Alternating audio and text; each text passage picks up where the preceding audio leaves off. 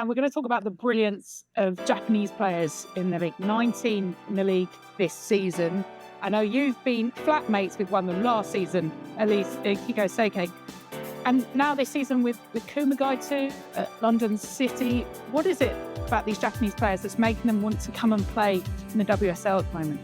Well, I remember speaking to Saki Kumagai, who is my now teammate, and she was talking about how in Japanese culture, the physicality of the game wasn't their strong point. Technically, they were very good and got to the latter stage of the tournaments. And in 2011, they won it, but since then, they've gone out semi-finals, quarter-finals, and they recognise that actually, as a nation, they need to be stronger, more physical. And what more can the WSL offer you? Each and every week, teams are going to come at you, going to be physical, and that can only help you as a player grow. So a concerted effort to come and play here. I mean, we talked about agent Emma Hayes before sending American players to come over and play in the WSL. But what are you seeing from these players that's actually also benefiting the teams they're playing? Well, I think Keith's touched on it there, the physicality of the league in England has become almost like a level playing field now. Like every team is full-time, professional, like resourceful behind the scenes in terms of getting the players up to speed. If you think earlier on when the WSL began, Chelsea, Arsenal, Manchester City, you know, there were stretches away from teams because they're physically really dominant and superior.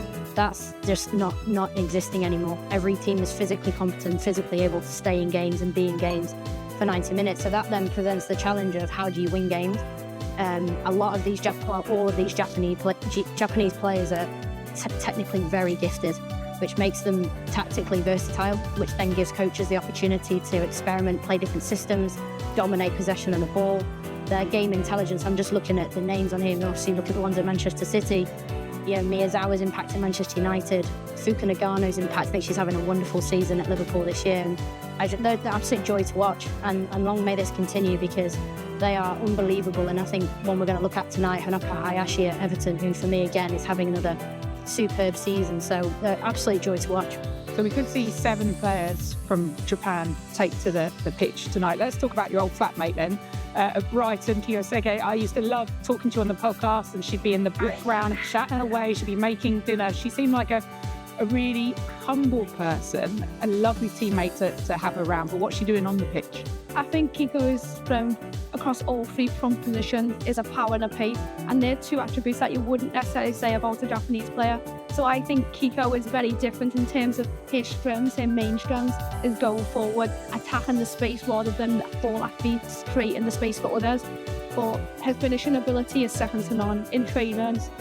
From any angle, and some angles you're like, no way, Kiko, don't shoot from there. I'm shouting, don't shoot, top corner. Okay, Kiko, shoot. You know, so it's her ability to score goals, and we've seen she's got 30 appearances in the WSL, 10 goals. It's like, you know, she's made impact for Brighton. I'm sure tonight she'll want to get a hat-trick like she did in the first game of the season last year against Everton. You talked before about Harry Vidicic and how great he is as a coach. Did he adapt style to try and, you know, play to her strengths? Yeah, he did. And you've seen also this season, Kiko can play off the wings. That is a strength of his beating players. But she's also come inside, and they've utilised less ball possession lower on the pitch and more direct play to get it in behind and get the team off the pitch. And I think that's what the best coaches do. They find ways to get their best players, their goal scorers, in front of goal in the box.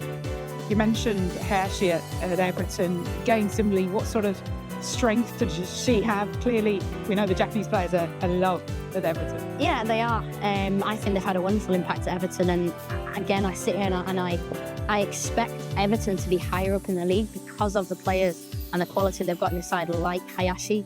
Her ability to manipulate the midfield, she's done it in games. She's also done it in games against big teams.